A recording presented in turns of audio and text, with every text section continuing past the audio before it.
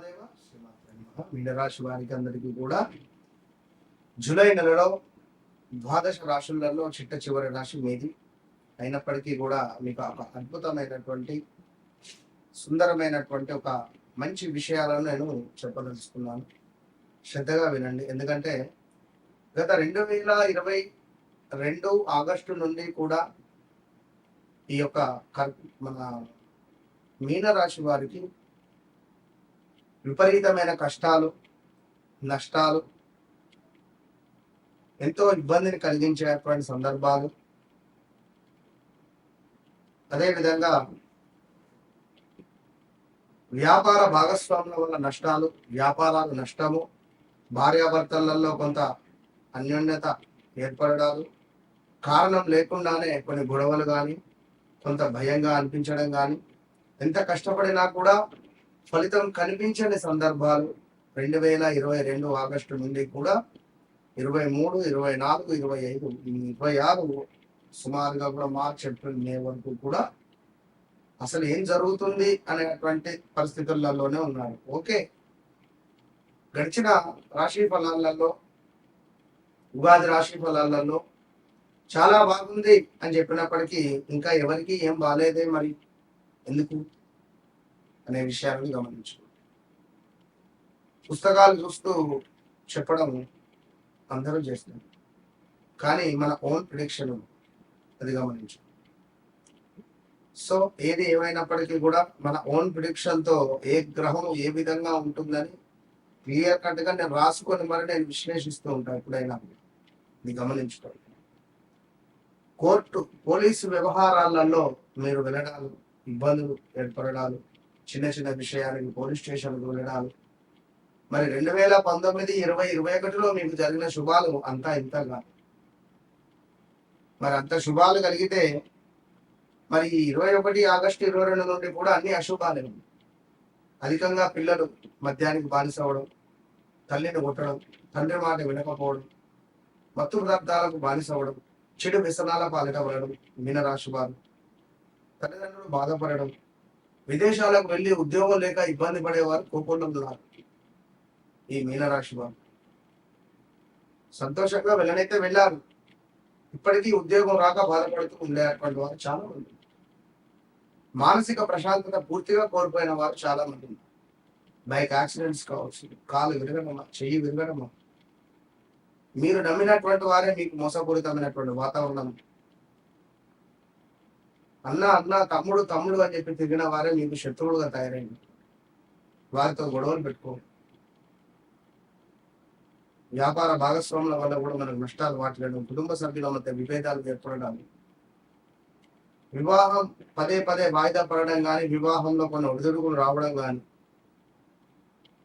ఇంట్లో ప్రశాంతత లేకపోవడం కానీ, నిరంతరం ఒంటరితరంగా అనిపించేటువంటి సందర్భాలు, ఏదైనా మనకు సోకిందా, ఏదైనా దయ్యం పట్టిందా, అరే ఇట్లా ఎందుకు తయారయ్యా, మరి ఉద్యోగంలో కూడా లేనిపోని విపరీతమైనటువంటి కుట్రలు మనపై మోపడాలు, డబ్బు అసలే ఆగకపోవడాలు, ఎంత డబ్బు వస్తే అంత ఖర్చు అయిపోవడం కావచ్చు. ఇలాంటి సందర్భాల నుండి మరి మీ లగ్నంలో ఉన్న శనైశ్వరుడు వక్ర దృష్టి వల్ల 12వ భావానికి వెళ్తున్నాడు. కొంత జాగ్రత్త. జీవితంలో పెద్ద పెద్ద మార్పులకు ఇది శ్రీకారం అని చెప్పుకోవచ్చును. వ్యక్తిత్వ వికాసం, కర్మ ఫలితాలు ప్రత్యక్షంగా అనుభవించే కాలంగా చెప్పబడుతున్నది. కుటుంబ ఆస్తి వ్యవహారాలలో పాత సమస్యలకు పరిష్కారము లభించేటువంటి పరిస్థితి ఉంది. గృహ మార్పు ఆలోచనలు వచ్చే పరిస్థితి ఉంది. వివాహం కాని వారికి వివాహం, సంతానం కాని వారికి సంతానం ఏర్పడేటువంటి యోగం ఏర్పడబోతున్నది. గృహం నిర్మించుకునేటువంటి అవకాశాలు, మరి విద్య, ప్రేమ వ్యవహారాలలో అనుకూలత, పెట్టుబడులలో వివేకంగా మీరు ముందుకు వెళ్ళేటువంటి ప్రయత్నం చేస్తేనే అద్భుతమైనటువంటి ఫలితాలు వస్తాయి. ఇంకా మీనరాశి వారు మీ జీవితంలో బ్రేకప్స్ ఉన్నాయా? మరి గడిచినటువంటి సందర్భాలు బాగా లేవు, ఇది ఖచ్చితంగా కూడా.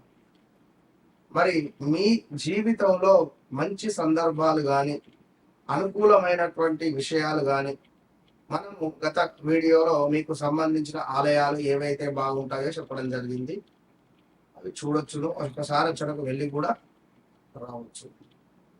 అదేవిధంగా ఎవరైతే ఈ మీనరాశి వారు ఉన్నారో మీ వ్యక్తిగత జాతక రీత్యా నడిచే దశ అంతర్దశలు ఏవైతే ఉంటాయో ఖచ్చితంగా మీ జీవితంలో నన్ను కలవక ముందు, నన్ను కలిసిన తర్వాత అనేటువంటిది ఉంటుంది.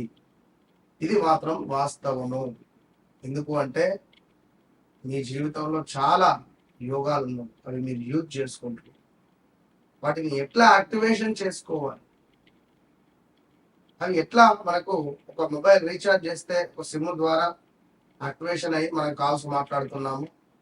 మరి ఆ గ్రహాన్ని మనం యాక్టివేషన్ చేయడం ద్వారా మనకు రాజయోగమా, ఏదైనా నీచభంగ రాజయోగమా, రాజభోగమా, ఇలాంటివి చూసుకోవచ్చు. సో తప్పకుండా మీనరాశి మిత్రులారా, రాబోయే రోజులలో కొంత మంచి మాత్రం జరగబోతోంది అనేటువంటి విషయాలను తెలుసుకోండి.